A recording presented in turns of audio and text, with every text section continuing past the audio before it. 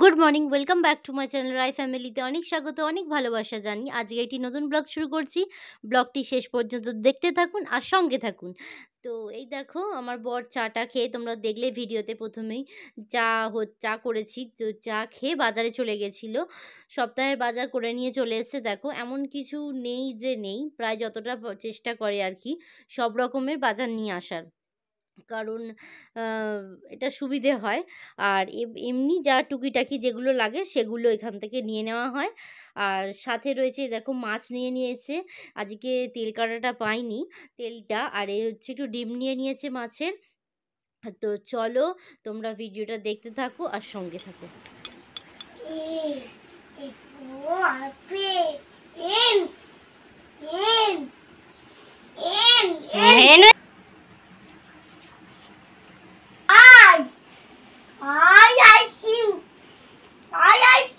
হ্যাঁ তাকাও মাম্মা, তাকাও, হাই করে দাও। হাই, তাকিয়ে হাই করো, তাকিয়ে হাই। গাড়ি বার করবো, শোনো। সরে এসো বাবা, মাম্মা এসো এসো এসো, এদিকে লেখো। তো রান্না বান্না করে বরকে খাইয়ে দেখো কাজে পাঠাচ্ছি, কারণ সকালবেলা তো খুবই তাড়াহুড়োর মধ্যে থাকি, যেহেতু বেরোবে সেই জন্য। তার উপর আমার ছেলে আছে, সেই জন্য সবটা আর ভিডিও করা হয়নি, তোমাদেরকে দেখাতে পারিনি। তো আমার বর খাওয়া দাওয়া করে দেখো টিফিন নিয়ে কাজে বেরোচ্ছে। আর আমার মামা দেখেছি তো কীরকম করছে, মানে নটাঙ্কি শুরু হয়ে গেছে ওর। ওর বাবা যখন কাজে বেরোবে তখন যত রাজ্যের ওর নাটক শুরু হয়ে যায়। একবার বলবে জেমস আনবে, একবার বলবে ডেয়ারি মিল্ক আনবে, একবার বলবে কিটক্যাট আনবে, এরকম বলতে থাকে। তারপর এই দেখো আমার বর কাঁধে ব্যাগ তুলে নিল, ব্যাগ নিয়ে নিল। এবার তার ছেলের সাথে এই দেখো হামা খাওয়ার পর্ব চলছে। হামা খাবে, ঠোঁটে হামা খাবে, গালে হামা খাবে, কপালে হামা খাবে। দেখেছো একটা টিপ পড়েছে, চাঁদ মামা টিপটকে দিয়ে গেছে, দেখেছো কি মিষ্টি লাগছে না টিপটা পরে? তো মেয়ে মেয়ে লাগছে বলো, হ্যাঁ মেয়ে মেয়ে লাগছে। তো এই দেখো আমার বর গাড়িতে বসে পড়লো, তো কাজে চলে যাচ্ছে। তো চলো তোমরা ভিডিওটা দেখতে থাকো। এই দেখো আবার বেরোবার সময় আর একটা হামা খেয়ে নিল, দেখলে? এই দেখো হামার আর শেষ হচ্ছে না, হামা খেয়েই যাচ্ছে। তো চলো দেখতে থাকো, আমার বর চলে গেছে। তো আমার আর আমার ছেলের দুজনকারই টিফিন খাওয়া হয়ে গেছে। তো বসে পড়লাম এক মেশিন সাবান নিয়ে, সাবান কাচবো। অনেক সাবান জড়ো হয়েছিল। তো এই দেখো আমাদের যেহেতু পাম্প নেই, সেই জন্য আমাদের টিউবওয়েল থেকে জল পাম্প করে করে ঢালতে হয় মেশিনে। তো মামিও এখনও আসেনি বাসন মাজতে। তো চলো আমি সাবানটা কেচে নিই, তারপর দেখা হচ্ছে। ওদিকে সাবান কাচতে না কাচতেই দেখো চলে এলো এই কাকুটা। তো আগের দিন ঠিক করা হয়েছিল যে আমার শাশুড়ির ওই আগের অনেকগুলো কম মানে ছিল, লেপ ছিল, সেগুলোকে ভেঙে একটা তোশক বানাবে। তো যেহেতু একবারে বাড়িতেই বানানো হচ্ছে, তো আমি ভাবলাম আমার বালিশগুলোও খারাপ হয়ে গেছে, সেই জন্য সেই বালিশগুলোকে তৈরি করিয়ে নেবো নতুন করে আবার।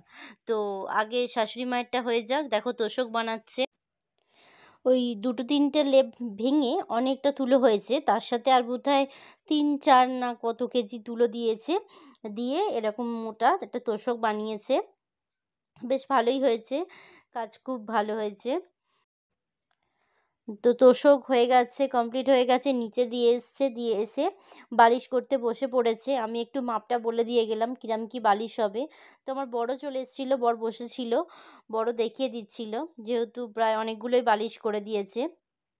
তো এই জন্য মাপটা একটু বলে দিচ্ছে যে বড়, খুব বড়ও না হয়ে যায়, আবার যাতে খুব ছোটও না হয়ে যায় এরকম। তো সেই আমার বিয়ের সময়কার বালিশ প্রায় 6-7 বছর তো হয়েই গেল। তো এই দেখো পুরনো বালিশগুলোর কি অবস্থা, পুরো একদম বেহাল অবস্থা, যা তা অবস্থা একদম পুরো ছিল।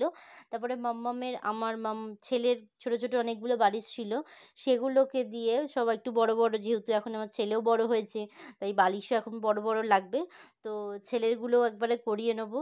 তো চলো তোমাদেরকে পরে দেখাচ্ছি।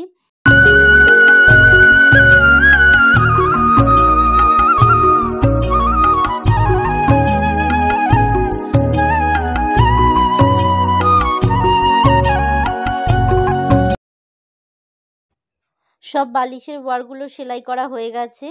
আর আমাদের পুরনো বালিশের যে তুলো ছিল সেগুলো দিয়েছে, প্লাস আবার তার সাথে নতুন আরও শিমুল তুলো দিয়েছে। মানে যে সময়টাতে কাকুটা এই শিমুল তুলোটা ফাটাচ্ছে সেই সময় এত হাওয়া দিচ্ছে পুরো ছাদময় শিমুল তুলোয় ভর্তি হয়ে যাচ্ছে আর এবং বাইরে উড়েও চলে যাচ্ছে, এরকম অবস্থা হয়েছিল। মানে কত তাড়াতাড়ি করছে কাকু, তবুও সেই তুলো তো হালকা তো উড়ে চলে যাচ্ছে। আর আমার শাশুড়ি যে তুলো দিয়ে করেছিল সেই তুলো তো ওড়ে অত বেশি, মানে ওড়েনি, এমনি তুলো আর কি। আর এই দেখো, তো তুলো ভরা কমপ্লিট, এই যে সেলাই করছে। আমার মাম্মা খাওয়া দাওয়া করে টানা একটা ঘুম দিয়েছিল, এই দেখো ঘুম থেকে উঠে পড়েছে, উঠেই ছাদে চলে এসছে। এসে তার দুষ্টুমি শুরু হয়ে গেছে, দুষ্টুমি করা, এই দেখো দুষ্টুমি করে নেয় আমার হাতা। দেখেছো কাকুটার কি অবস্থা, সারা গায়ে পুরো তুলোয় ভর্তি, মানে তুলো দিয়ে পুরো স্নান করে নিয়েছে। এত হাওয়া দিচ্ছে কি বলবো। হাই করে দাও। হাই করো, হাই। ওটা খারাপ হবে না, ব্যবহার করুন না। ব্যবহার করতে করতে তুলো বসবে না, যে গোটে গোটে লাগছে প্লেন হয়ে যাবে।